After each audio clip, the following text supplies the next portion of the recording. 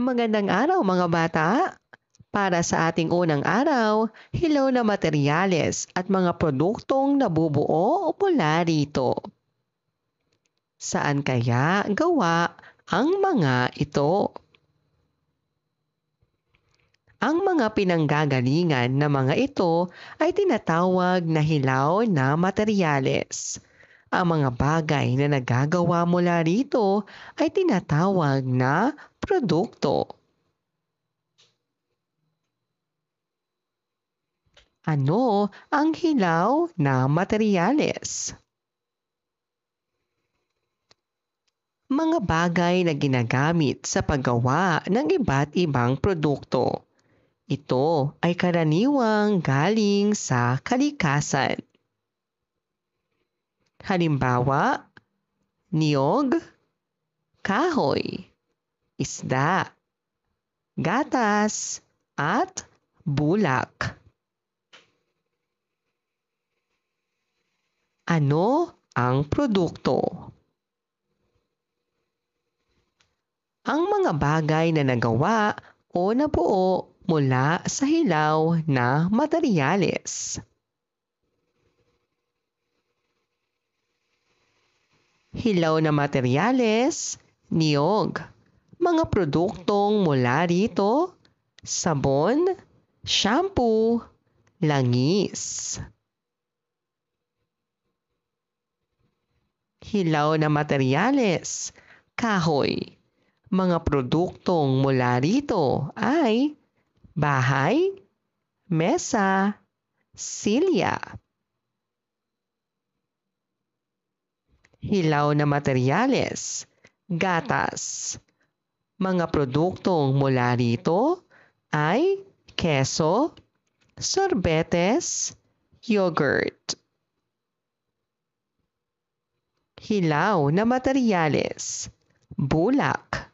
Mga produktong mula rito, damit, unan, tuwalya. Hilaw na materyales, isda. Mga produktong mula rito ay tuyo, sardinas, patis.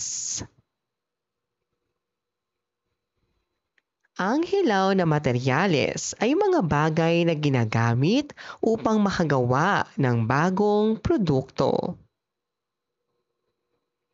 Ang produkto ay ang resultang nagawa mula sa hilaw na materyales.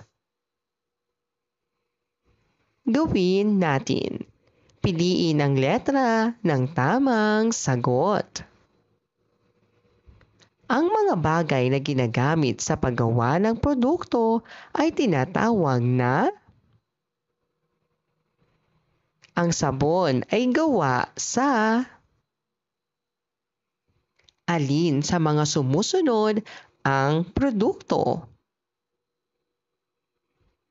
Ang damit ay gawa sa bakit mahalagang pahalagahan ang mga produkto? Gawin natin. Itugma ang hilaw na materyales sa produktong nabubuo.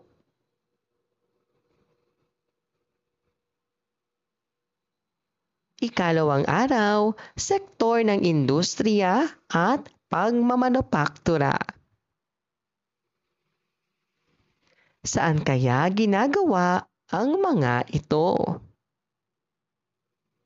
Sino kaya ang gumagawa ng mga ito? Ang mga produkto ay ginagawa sa mga pabrika o pagawaan. At ito ay bahagi ng tinatawag nating sektor ng industriya. Ano ang sektor ng industriya? Bahagi ng ekonomiya na lumilikha ng mga produkto sa pamamagitan ng paggawa sa mga pabrika o pagawaan. Ano ang pagmamanufaktura?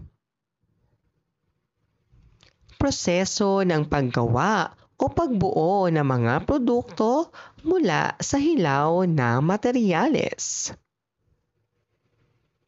Halimbawa, gatas, ginagawang keso. Kahoy, ginagawang mesa. Bakal, ginagawang kasangkapan. Halimbawa ng mga hanap buhay sa sektor ng industriya. Manggagawa sa pabrika.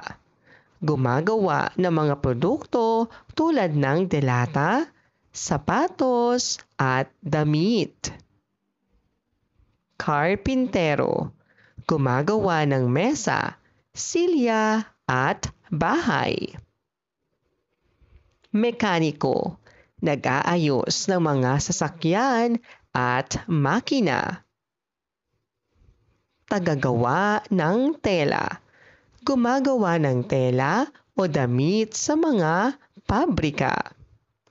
Welder, nanghihinang ng mga bakal para sa mga gusali o sasakyan. Ang sektor ng industriya ay ang bahagi ng ekonomiya na lumilikha ng mga produkto sa pamamagitan ng paggawa sa pabrika o pagawaan.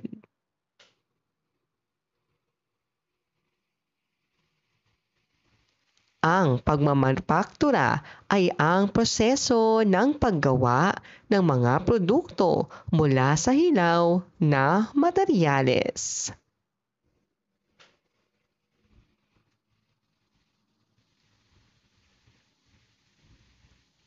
Gawin natin. Piliin ang letra ng tamang sagot. Ang bahagi ng ekonomiya na lumilikha ng mga produkto ay tinatawag na ang paggawa ng mga produkto mula sa hilaw na materyales ay tinatawag na alin sa mga sumusunod ang hanapbuhay sa sektor ng industriya? Ang paggawa ng sapatos sa pabrika ay halimbawa ng bakit mahalagang pahalagahan ang sektor ng industriya? Gawin natin. Itugma ang hanapbuhay sa tamang produktong ginagawa.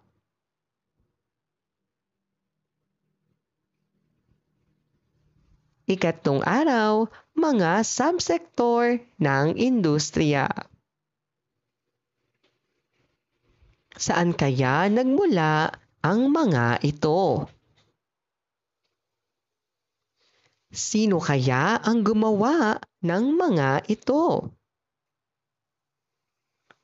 Ang mga bagay na ito ay produkto ng iba't ibang subsektor ng industriya.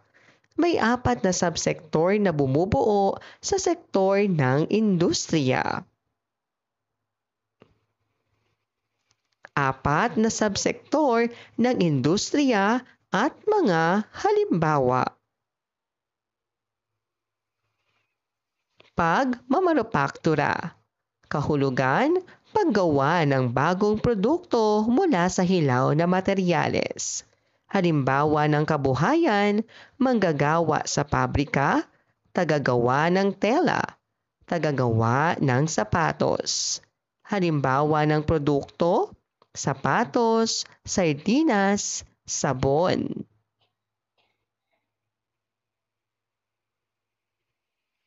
Konstruksyon.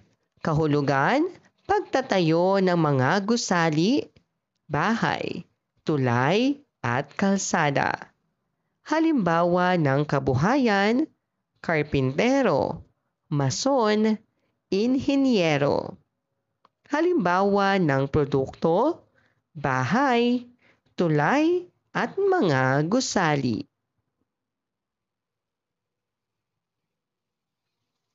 Pagmimina. Kahulugan, pagkuha ng yamang mineral sa ilalim ng lupa. Halimbawa ng kabuhayan, minero, Tagaproseso ng bakal, gold refiner. Halimbawa ng produkto, ginto, pilak, at bakal.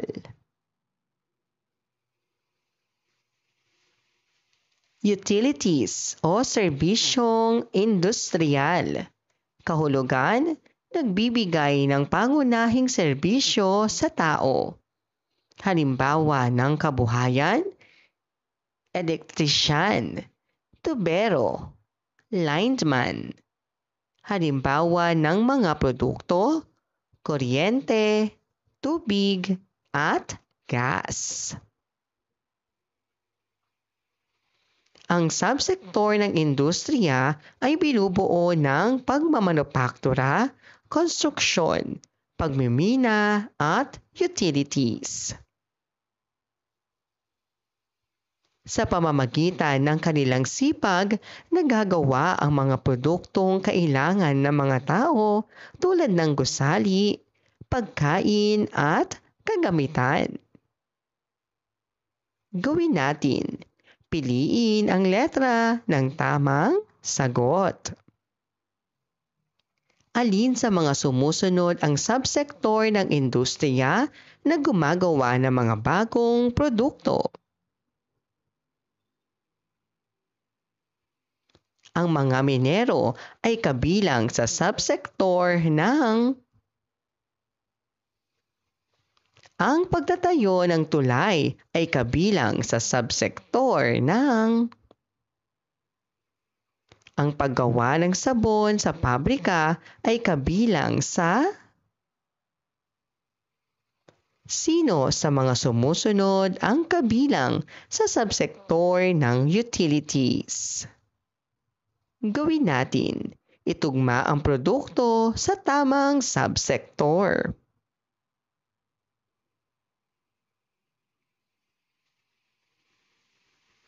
Ika-4 na araw, nakagagawa ng mga halimbawa ng produkto mula sa hilaw na materyales.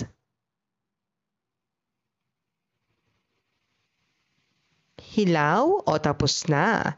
Sabihin niyo kung hilaw na materyales o tapos na produkto ang mga sumusunod.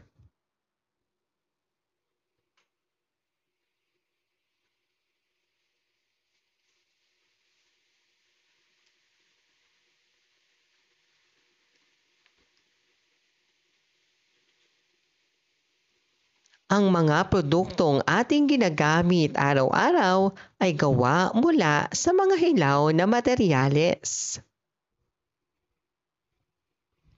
Gawin natin. Itugma ang hilaw na materyales sa tamang produkto.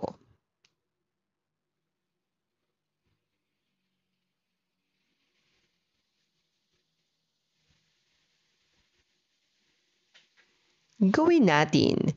Gamit ang mga recycled materials, papel at art supplies, gumawa ng isang produkto mula sa napiling hilaw na materyales.